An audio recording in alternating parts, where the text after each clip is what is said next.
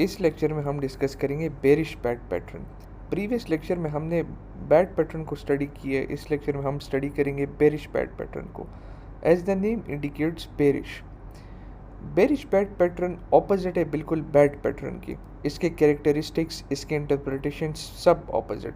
Bearish bat pattern एक reversal pattern है, जहां ये चार्ट पे अगर बनता है तो ट्रेडर्स यूजुअली उस प्राइस पॉइंट पर एक एसेट, एक पेयर, एक कमोडिटी किसी भी फाइनेंशियल मार्केट में शॉर्ट करते हैं, शॉर्ट सेल पोजीशंस ओपन करते हैं। तो आए एक हाइपोथेटिकली ड्रॉ करें बेरिश बैट पैटर्न पर, चार्ट्स की तरफ चलते हैं। जिस तरह मैंने आपको बताया ये ऑपोजिट है, इसका स्ट्रक्चर भी बिल्कुल ऑपोजिट है। तो सेम हमने एक एंकर लेग ढूंढना है, एक्स टू ए लेग, ये एक्स लेग, ये ए लेग, ये ऑपोजिट है बिल्कुल बैट पैटर्न के। X to A,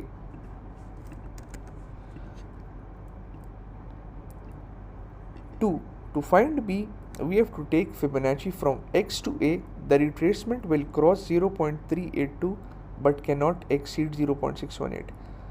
हमने अब Fibonacci लेना है from X to A।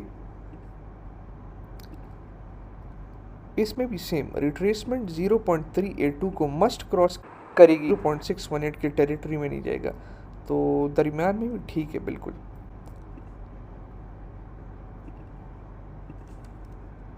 B leg.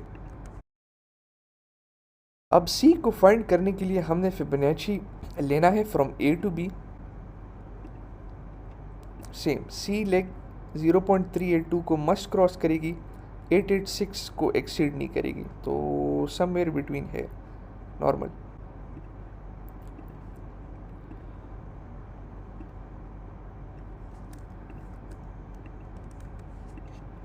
Last point D. अब डी को फाइंड करने के लिए हमने सिंपली फिबोनाची रिट्रेसमेंट टूल लेना है, excel A from X to A. Retracement sharp 886 region पे होगा, शार्प 886, इससे नीचे नहीं हो सकता बिल्कुल। थोड़े बहुत अगर विक्स बनते हैं खैर, शार्प एट 886। अगर 786 पे पैटर्न इनवैलिड होगा, इसको फिर हम बैड पैटर्न नहीं कहेंगे। तो शार्प 886, इसका आपने ख्याल रखना है। D leg. अब इसके टारगेट्स मैं आपको बता दूं। Targets take Fibonacci retracement from A to D. First target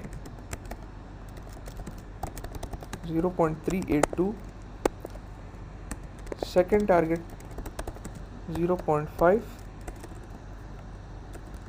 third target 0.618। ये इसके टारगेट्स हैं।